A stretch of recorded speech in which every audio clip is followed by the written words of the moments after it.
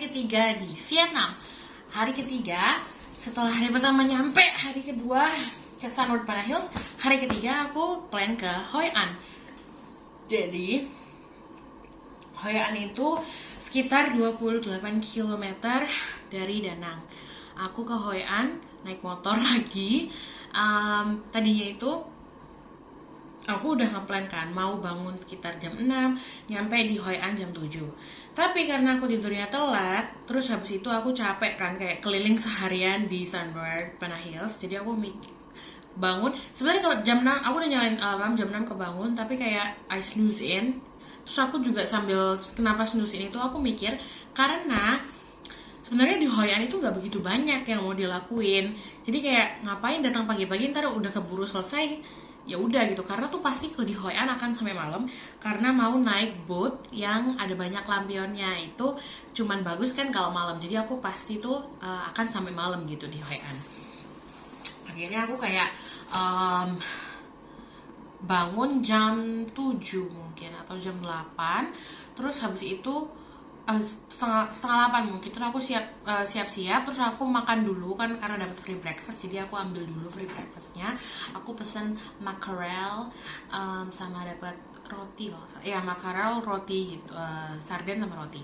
Terus aku OTW ke Hoi An. Aku ngisi bensin karena kemarin udah habis setengah karena ke Sunward Banana Hills BP. Ngisi bensinnya 45.000 Vietnamese dong, kemungkinan mahal ya berarti. Sekitar 50.000 lebih kalau dirupiahin. Padahal kita di Indo kalau beli bensin cuman 20.000, 30.000, motor bebek udah penuh kan. Ini kemarin aku beli berarti 50.000 kalau dalam rupiah lebih. Itu pun setengah, nggak dari nol. 45.000 Vietnamese dong.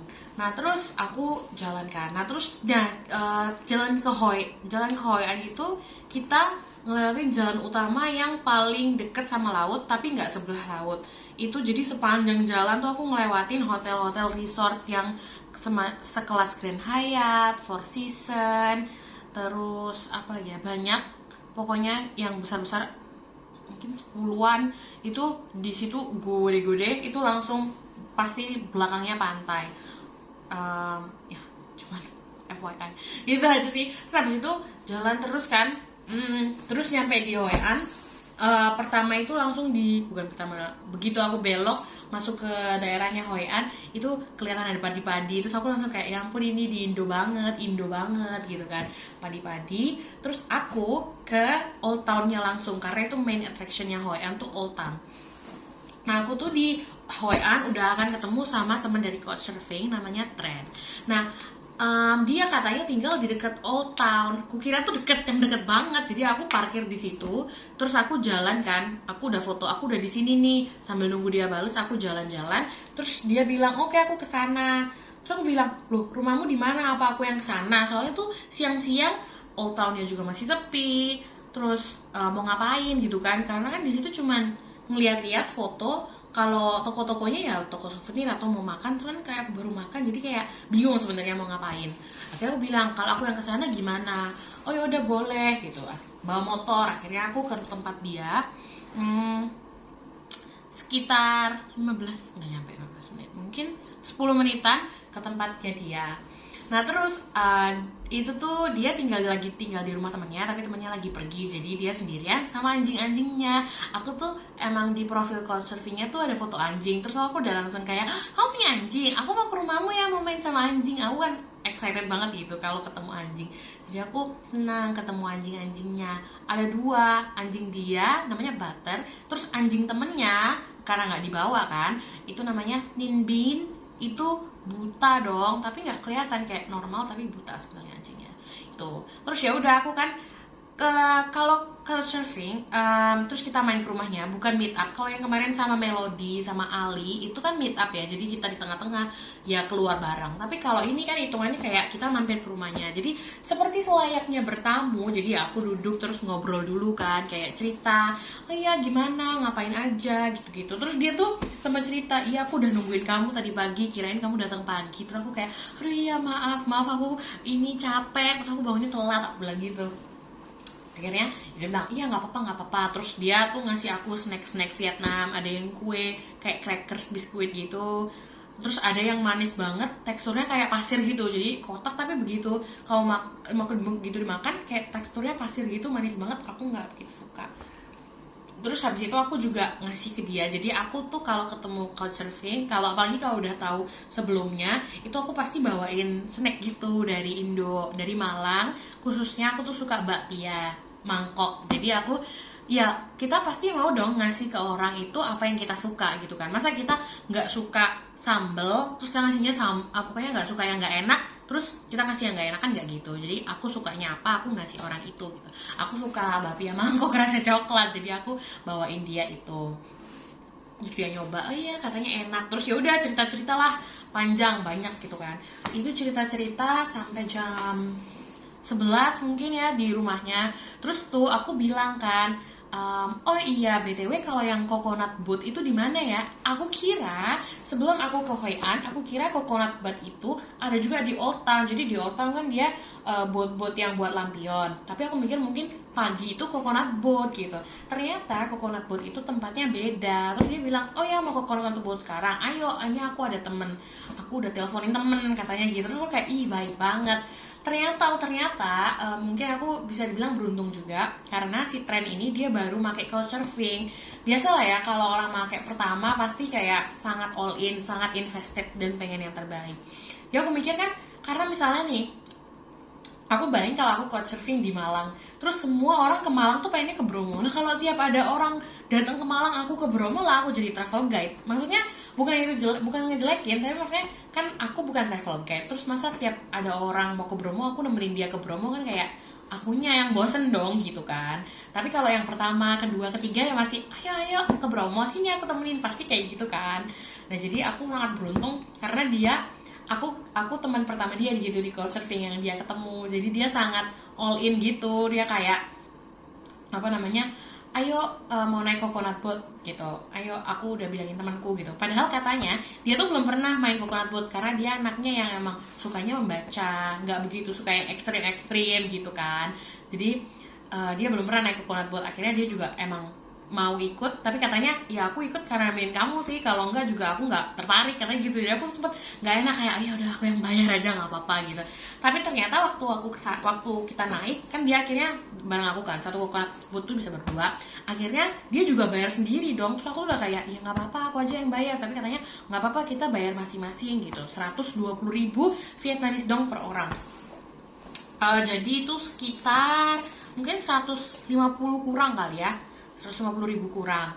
Itu naik coconut boatnya yang bulat, terus keliling. Ya aku keliling, terus kita dapat topinya, terus dapat minum juga include pas udah turun.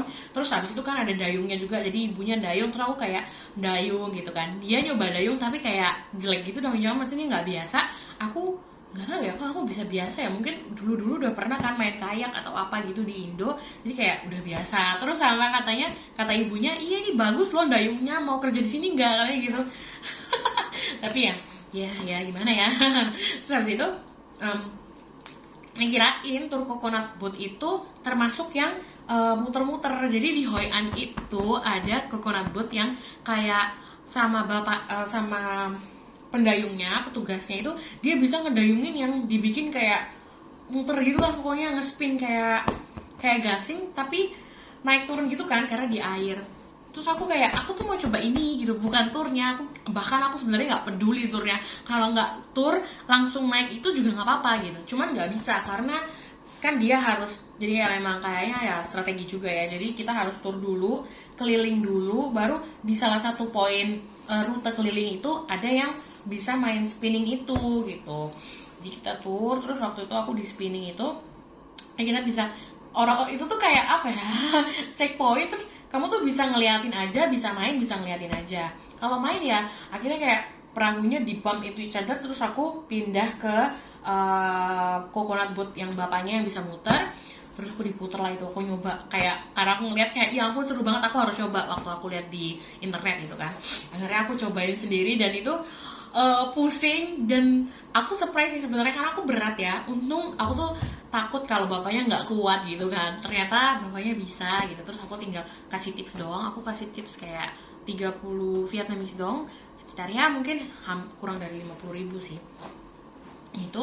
Terus udah diputar, pusing sih after effect-nya sih, apa namanya, setelah diputar sempat pusing dikit, tapi terus ya udah selesai, aku balik ke kapal aku sama si tren itu. Nah bapaknya itu ya, ketika dia udah muter-muter gini di videonya, kan tren ngevideoin, terus di videonya ketika dia udah muter cepet, itu dia sambil atraksi gitu dong, muter-muter dayungnya gitu, gini-gini. Soalnya kayak, ya ampun pas saya pusing di sini mau muter-muter gitu. Kayak, how do I rate that experience? Menurutku ya bagus ya, kayak maksudnya pertama kali, first time for everything, kayaknya nggak lagi kayak ya udah pengen nyoba aja. Tapi kalau dibilang seru banget, asik banget, menurutku masih seruan Alpine coaster gitu sih. Tapi itu benar-benar ya nyoba aja gitu. Terus tour lanjut, ibunya ngedayung membawa ke yang area agak rendah, jadi dia tuh bisa turun buat ngefotoin aku sama tren di coconut boat. Terus habis itu lanjut, selain ada checkpoint untuk si spinning boat, ada juga banyak checkpoint yang orang-orang karaoke. Jadi pantes tadi tuh aku ngeliat ada orang ngebawa audio buat apa gitu kan. Ternyata buat karaoke. Jadi itu bisa ada satu coconut boat yang udah dipasangin audio, bisa berdiri di situ. Maksudnya lebih ininya ya, udah buat karaoke, mic-nya juga ada gitu.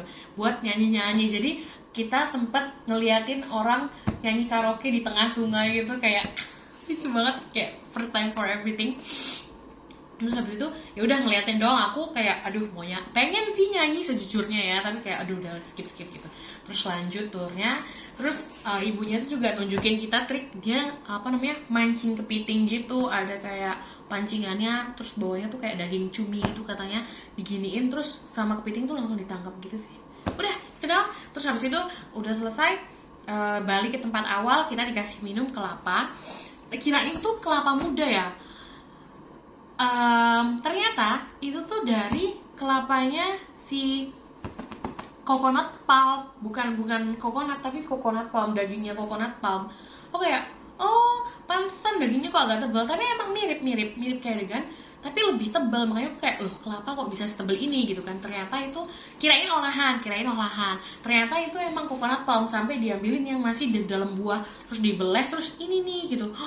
Oh ternyata ada kayak gitu coconut palm. Aku baru tahu. Itu enak banget. Enak sih ya. Kalau ada jajanan kayak gitu, aku suka. Aku minum itu. Terus habis itu, setelah dari coconut boat, udah siang kan, mau makan di mana nih gitu, katanya si tren tuh chicken rice. Cok kayak ya udah apa aja, aku mah nggak picky gitu. Malah aku tuh sejujurnya ya bingung kalau makan di Vietnam, karena kan aku nggak ngerti bahasanya. Jadi setiap kali aku ngelihat kayak orang jualan toko gitu, ya aku bisa baca, tapi kan aku nggak ngerti artinya. Jadi kadang tuh kayak nggak ngerti artinya, dan jadi nggak tahu harus apa gitu, beli nggak ya, lah ini apa yang mau dibeli, kan aku nggak ngerti gitu. Jadi kayak aku ikut aja deh kemana aja gitu. Akhirnya sama si tren dibawa ke tempat chicken rice yang kayak di gang-gang di Old Town atau bukan gitu, iya kayak di Old Town tapi di gang sempit gitu, kecil masuk ya. Pokoknya itulah, katanya iya ini tuh untuk chicken rice lokal kata dia. Oh ya udah coba aja, daripada kan ada juga tuh tempat-tempat yang emang terkenal famous tapi turisti banget gitu, maksudnya full turis. Nah ini tuh kayak benar-benar lokal, orang-orang pun bahkan ngeliatin aku kan kayak aneh ya, oh I look different and I don't speak Vietnamese. Jadi kayak orang-orang ngeliatin aku, terus aku nyoba chicken rice-nya, enak, aku mau makan lagi. Tapi kalau dibilang aku suka, biasa sih. Apa ya, aku kayak lebih anak fried chicken banget soalnya. Fried chicken, fried noodle, fried rice gitu. Jadi chicken rice yang kayak healthy gitu, banyak sayurnya. Aduh, makanan Vietnam tuh banyak sayurnya itu loh. Ya aku enak, aku makan. Tapi kalau dibilang suka, nggak begitu. Gitu. Jadi, tapi ya of course aku habisin kan, udah dipesan chicken rice. Jadi aku nasi ayam, dia nasi ayam, terus di tengah tuh ada kayak salad sayur, tapi ada ayamnya juga gitu. Jadi kita makan itu. Terus habis itu temanku bilang, habis ini ada ini kayak kegiatan untuk bikin tas dari kertas koran, katanya gitu. Mau ikutan nggak gitu? Terus bilang, iya boleh. Habis mau ngapain lagi? Soalnya tuh aku sebenarnya cari kegiatan ngapain aja deh terserah, pokoknya sampai malam, karena kegiatanku tuh cuman di Hoi An sebenarnya cuman pengen coconut boat sama malam-malam pas lantern gitu, pas lampion. Karena ya terserah paperback apa, mau apa juga nggak apa-apa. Jadi aku suka sih karena ini cost-nya for environment gitu kan. Oke, akhirnya aku dibawalah ke tempat butik, yang tempat, jadi butiknya ini kayak ada mungkin semacam side project gitu ya, side project untuk bikin environmental cause kayak gini. Jadi aku terus ketemu teman-teman Vietnam lainnya, ada yang kembar. This is my first twin Vietnamese, namanya Lin sama Ye gitu, tapi bacanya Yi. Terus aku kayak, loh kembar kok namanya ini? Biasanya kan kembar putra putri atau Lala Sasa gitu kan. Ini tuh kayak Lin, L-I-N-H sama Yi. Oh, terus aku kayak, oh iya bisa gitu ya. Tapi emang mereka mirip dan cantik juga. Terus diajarin bikin paperback pakai kos setengah dari koran, dilipat, terus habis itu dilipat tapi disisain dikit, terus sisanya itu dilem, terus habis itu apalagi, pokoknya aku lupa, itu ada videonya sendiri. Pokoknya aku bikin itu, terus aku udah, karena mereka terus ngobrol dalam Vietnam ya, sambil mereka ngobrol aku bikin terus, nggak kerasa berapa jam, intinya tiba-tiba udah sore aja, sekitar jam 3 jam 4, terus udah banyak kan. Itu juga terus mereka tuh langsung ngelumpukin kayak mungkin 10 atau 15 gitu, langsung dibundel, jadi dibagi ke toko-toko di Old Town. Jadi di Old Town kan ada yang banyak toko yang jual souvenir, terus kan yang kecil-kecil ya magnet, ya aksesoris kan kecil-kecil. Nah, kirain tadinya tuh waktu awal aku kira ini tuh mau dibagi ke turis-turis biar kayak kalau beli pakai ini aja kantongnya, paham gak sih? Ternyata I never thought it that way gitu loh. Jadi si bundle ini ternyata dikasihnya ke toko. Jadi kalau ada yang beli, dibungkusnya pakai ini aja, pakai kertas koran aja, jangan pakai plastik kayak gitu. Terus kayak, oh ya bagus juga ya idenya. Like I never thought about it before actually, but that's really good, and I might steal the idea and apply it in another way in Indonesia atau di Malang nanti kayak gitu. Terus bikin tas. Setelah selesai, habis itu kita bagikan ke Old Town. Nah, ke Old Town-nya dari butik itu sebenarnya dekat loh, jalan bisa menurutku. Tapi mereka karena ada sepeda, jadi kita dikasih sepeda satu-satu. Aku juga dikasih sepeda sendiri. Aku tuh ngerasa, kalau ngerasa dispesialkan ya mungkin bisa dibilang gitu. Tapi kayak, I don't pay anything, then just because I'm a tourist and they treat me really nice, kayak tinggal sekarang air disediain air, semua disediain air, terus dikasih sepeda juga. Terus mungkin emang aku nggak tahu sih, tapi itu sebenarnya spesial untuk aku atau enggak. Tapi maksudnya kayak I feel grateful and really happy aku bisa involve untuk a good cause environment. Terus habis itu bisa naik sepeda juga di Hoi An, karena aku waktu datang pagi pertama sebelum ke rumah tren tuh aku ngeliat ada rental sepeda bayar kan, kayak ya jalan aja lah kalau gitu. Nah sekarang aku malah bisa dapet naik sepeda gratis untuk ngelakuin for a good cause gitu, jadi kayak seneng banget.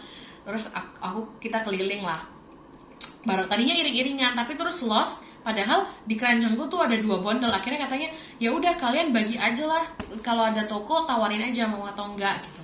Terus ya udah akhirnya kan aku tuh ngerasa ya orang Vietnam tuh nggak begitu bagus Inggrisnya, jadi aku kayak ya udah Tren kamu aja yang ngomong, kamu aja. Tapi Tren dia sangat mendorong anaknya ya, jadi dia bilang kayak Tia you have to try katanya gitu. Terus akhirnya ya udahlah aku coba ya, tapi akhirnya aku ngomong Inggris sama dia ditranslate gitu kan, jadi ya lumayan lah ya ada bridge-nya. Soalnya aku tuh takut kalau aku yang ngomong langsung in English mereka nggak ngerti gitu kan, jadi untung ada Tren, dia nge-translatein gitu, jadi ketika ada penolakan atau apa dia bisa ngejelasin juga gitu. Ya aku coba, terus aku bagiin, terus aku pikir kan kalau udah habis ya kita harus balik kan ke butik. Tapi Tren bilang gini, it's okay, we can take the bike and like go around for a while and then we go back. Jadi kayak kita nge-steal sepedanya bentar untuk tambahan beberapa menit untuk keliling-keliling gitu kan. Tapi itu sore-sore di Hoi An, di Old Town rame banget sih. Jadi kayak motor emang udah nggak boleh lewat kan, dari jam 9 pagi tuh motor nggak boleh lewat. Tapi orang-orang tuh banyak banget, terus foto-foto lah. Terus ada juga yang kayaknya emang dibikin aktivitas kayak gitu, yaitu kayak naik becak-becak gitu loh. Dan becaknya tuh nggak kayak di Indo bisa 2 orang, tapi biasanya tuh cuma buat 1 orang, terus tinggi sepeda bapaknya yang ngayuh agak tinggi gitu. Itu tuh lewat-lewat juga di jalan sempit, jadi kayak harus gantian. Aduh, jadi kadang tuh kita sampai ngedorong aja lah, karena kalau ngegoes tuh nggak bisa. Jadi udah selesai, terus habis itu kayak makin rame, akhirnya kayak aku sama Tren ngedorong, terus dia bilang mau ngapain, balik udah kah gitu. Aku cuman dibawa ke jembatan Jepang katanya. Bukan katanya, aku ngeliat di jembatan Jepang. Terus habis itu aku balik ke butik. Terus di butik kayak duduk dulu istirahat, karena sambil nunggu agak sorean lagi biar agak gelap, biar nanti aku dari situ jalan ke mau jalan kaki ke Old Town, karena kita mau naik boatnya gitu. Di butik ya udah kayak duduk-duduk aja istirahat. Terus ketika udah sore kayak ayo ke jalan kaki ke Old Town gitu. Jalan kaki kan, ya masih sama tentunya, rame juga. Terus habis itu ada di tengah-tengah tuh ada yang flash mob gitu kan, orang-orang, bukan flash mob, kayak lagi ngedance gitu, kayaknya mungkin mereka lagi take video buat lomba atau apakah gitu ya, tapi narinya bareng-bareng rame. Terus kan ya ada yang ngevideoin dari tim dance itu, terus ya bule-bule, turis-turis yang ngelihat itu juga ngevideoin. Terus habis itu aku tuh, karena aku ngomong sama Tren, of course bahasa Inggris kan, terus aku bilang ke Tren in YouTube, if there's like flash mob like this, usually the ending there will be someone proposing, you know, like will you marry me, kayak gitu-gitu kan. Terus ada bule yang lagi ngerekam, terus dia nyaut dong, yeah, that's true gitu, kayak dasar nonton proposal wedding juga nih ternyata si masnya. Ya jadi aku suka nonton ini kayak gitu guys, berharap suatu saat aku bisa dipropose dengan yang lucu dan nice kayak gitu. Enggak sih, tapi kalau flash mob terlalu mungkin kayak yang private tapi yang wow. Ya pokoknya yang penting ada yang propose aja, nggak apa-apa deh, pokoknya apa aja. Nah terus habis itu udah kan, itu masih agak terang dikit, terus kita jalan. Aduh tapi banyak orang banget, susah kalau mau foto di jembatan kan, ada tulisannya Hoi An, itu mau foto juga susah. Terus habis itu akhirnya kemana ya gitu? Oh akhirnya nyari tempat duduk lagi, nunggu kayak yang benar-benar gelap. Terus ayo ke lantern gitu. Terus aku ke lantern, dia si Tren ngefotoin aku juga. Terus habis foto dari lantern itu tuh ada kayak sekelompok orang kayak teenager lagi fundraising untuk ini sih, for the children, Duce for children. Fundraisingnya itu dengan cara apa? Mereka tampil nyanyi, tampil dance, karaoke gitu. Kebanyakan karaoke sama dance, terus tulisannya join in gitu. Sama Tren tuh udah kayak ayo nyanyi ya, let's go sing. Aku tuh sejujurnya pengen banget, tapi kayak takutnya pada nggak ngerti juga kan. Aku kan nggak bisa lagu Vietnam, kebanyakan orang-orang yang nyanyi lagu Vietnam. Aku udah kayak aduh nggak bisa gitu. Akhirnya sampai 2 atau 3 kali penampilan tuh aku masih belum yakin. Akhirnya kayak ya udahlah naik boat dulu ya, habis itu kalau aku mau nyanyi deh gitu. Akhirnya naik boat dulu. Jadinya naik boat itu bayar 150.000 buat 2 orang. Nah, 2 sampai 3 orang. 1 sampai 3 orang. Terus aku udah kayak si Tren tuh mau bayar lagi, terus udah kayak udah nggak usah, orang aku yang mau boat, dia kan cuma nemenin aku. Terus bahkan dia bilang dia sebenarnya udah naik sering kali gitu. Akhirnya ya udah makanya aku yang bayar kali ini full di aku. Terus selain naik boat itu, aku juga beli lantern yang kayak bisa dilepasin ke sungainya gitu. Jadi kayak kertas origami, terus di dalamnya ada lilin gitu, terus dilepas di sungai. Terus aku tuh sempat tanya Tren nih bang, ini tuh nggak bikin sampah ya gitu kan, ngelepas gitu di sungai. Terus dia bilang nggak, kalau pagi tuh emang ada petugas kebersihan yang ngambilin bagian ngambil. Aku kayak oh gitu, pantas kok bersih. Waktu pagi aku datang sebelum ke rumah Tren tuh emang bersih sungai, yang nggak ada sampah gitu. Jadi terus naik boat, lantern, ya it's nothing special, kayak ya itu, tapi sebenarnya kalau berdua romantis banget sih, tapi kayak ya udahlah ya. Terus lampu-lampunya, lanternnya bagus. Terus selama di boat itu si Tren tuh kayak lagi sibuk itu nelpon, jadi aku ya udah kayak menikmati sendiri. Terus kita papasan sama boat lain, orang Korea kan banyak. Terus akhirnya aku kayak memberanikan diri bilang annyeong gitu. Terus dia bilang nah gitu. Kayak padahal bapak-bapak gitu kan, udah kayak iya aku ngomong sama orang Korea gitu. Terus habis itu ya udah aku terus ngelepasin lanternnya. Sempet susah nyalainnya karena kan anginnya kenceng banget. Terus habis itu akhirnya udah berhasil nyala. Terus aku langsung lepas aja, keburu mati lagi. Terus ada di videoin dan difotoin sama Tren.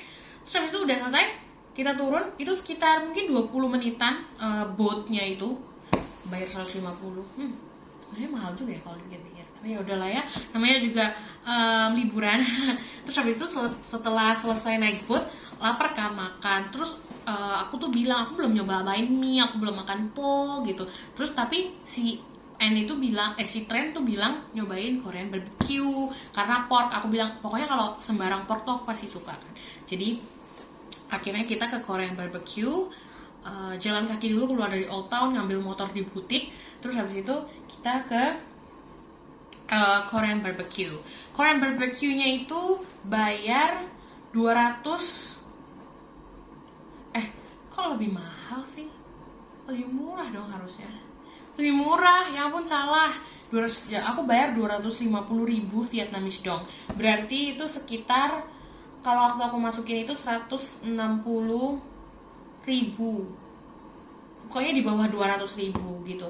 Makanya tadi aku tuh mikir kok aku ngasih tips banyak banget. Kayak tipsnya yang coconut bath itu aku kasih 30.000 Vietnamese dong. Itu berarti mungkin cuma sekitar 20.000 atau bahkan kurang dari 20.000. Terus yang boatnya 150.000 Vietnamese dong, itu berarti mungkin sekitar 100.000 atau kurang dari 100.000. Mungkin memper selisih gitu ya, dia 100.000 bukan 150.000. Bukan lebih mahal dari 150.000 Vietnamese dong, bukan. Salah, lebih murah. Jadi aku makan buffet 250.000 Vietnamese dong, sekitar 160 ya. Itu Aice dan unlimited time. Kalau di Indonesia kan ya Aice tapi maksimal 90 menit gitu kan. Apa ya, walaupun kemarin aku sama N mungkin ya 90 menit atau lebih-lebih gitu. Cuma maksudnya kayak ngerasa lebih enak aja gitu loh, unlimited time gitu kan. Walaupun kalau udah kenyang ya pulang aja, mau 90, 80, 70, mau berapa juga kan pasti kalau udah kenyang pulang gitu. Akhirnya, tapi yang aku suka tentunya Aice karena kan ada porknya. Kalau di Indonesia kan susah ya Aice pork gitu. Jadi ya aku senang itu Aice. Ada pork shoulder, pork belly, pork intestine, itulah pokoknya jeroan pork gitu, dan banyak lagi. Nah terus habis itu selesai kan makan, pesen steam egg, fried rice, terus apa telur puyuh, babi, terus nasi goreng, sayur, japchae, udah gitu, terus udah kenyang. Terus habis itu aku beli milk tea, kayak aku karena nggak suka bubble tea, aku beli milk tea Hokkaido cheese kalau nggak salah. Ya, terus habis itu balik lagi ke rumahnya Trent. Jadi awalnya aku tuh rencananya itu aku mau balik ke Danang. Jadi aku tuh ke Hoi An PP gitu dalam 1 hari kayak dari Bana Hills.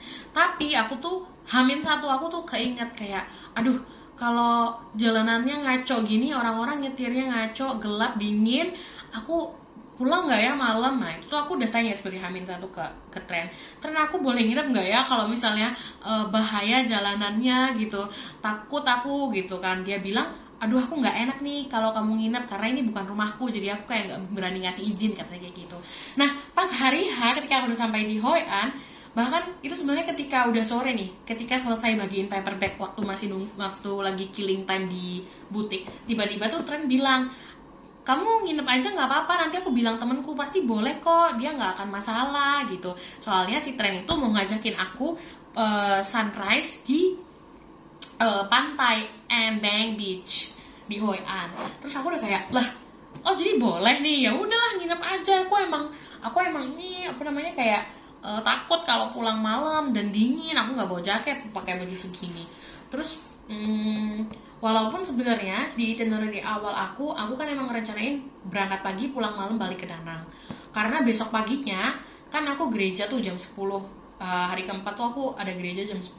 Paginya itu aku mau jalan-jalan dulu ke Sontra Peninsula gitu. Nanti gereja, habis dari gereja aku mau ke Marble Mountain gitu. Tapi kalau misalnya aku motong kayak gitu, aku nginep, kan paginya aku sunrise, terus sarapan di Hoi An. Terus habis itu ke gereja, berarti setelah dari gereja itu aku cuma bisa pilih satu, mau Sontra Peninsula atau mau Marble Mountain. Jadi ada yang satu harus dicoret gitu. Tapi aku pikir kayak safety first, aku nggak akan pulang malam-malam, takut banget kan, dingin dan gelap, terus orang nyetir ngaco lagi. Bahkan aku waktu ke Hoi An, itu waktu aku ke Hoi An atau waktu ke Bana Hills ya, itu ada truk sama-sama besar saling klakson kayak mau duluan gitu. Terus aku udah kayak, ya ampun, bukannya di Indonesia tuh tukang truk kayak sohib gitu kan, saling membantu, kok bisa ini saling kayak tin gue mau lewat gitu, kayak sabar weh, sabar gitu. Aku setiap ada yang ngelakson kayak iya tahu, sabar. Aku tuh dalam hati kayak gitu, sabar banget. Jadi aku nggak mau pulang malam. Tapi untung sama tren dibolehin nginep gitu. Jadi setelah milk tea, aku setelah minum milk tea balik ke rumahnya, terus ya udah tidur di rumahnya temen tren namanya N. Terus BTW aku tuh kapan ya, pas beli milk tea, pas dari setelah naik boat, ketika ngambil motor dari butik, itu tuh aku ngerasa kan spionnya tuh kayak agak lost gitu ya. Terus ketika aku mau nyoba ngencengin, malah ternyata malah copot. Akhirnya waktu setelah beli milk, aku pulang dari tempat milk tea ke rumah tren tuh nggak pakai spion kiri, kayak aduh susah ya mau gini-gini. Terus baru di rumah tren aku nyoba benerin, terus aku bisa benerin. Ternyata sempet sebel ya, itu karena aku cuma salah putaran. Aku bolak-balik nyoba ke kanan gitu kan, kok nggak masuk ya, ini ada yang patah atau gimana gitu kan. Terus aku nggak kepikiran, baru kayak inget, oh iya aku tuh belum coba muter ke kiri loh gitu aku putar ke kiri langsung jadi bisa rapet. Terus kayak sial, gini aja aku panik, kirain tuh ada yang patah atau apa. Kan motor sewaan ya, aku takutnya kan aku bayar lagi kalau rusak, nanti aku bayar mahal. Gitu. Untung bisa rapet. Jadi udah rapet, terus aku langsung kayak lega. Lega, motornya gak kenapa-napa. Terus lanjut kayak main HP, main Duolingo everyday, check in and upload story dan kayak gitu. Terus udah tidur. And that's it for my day 3 in Vietnam.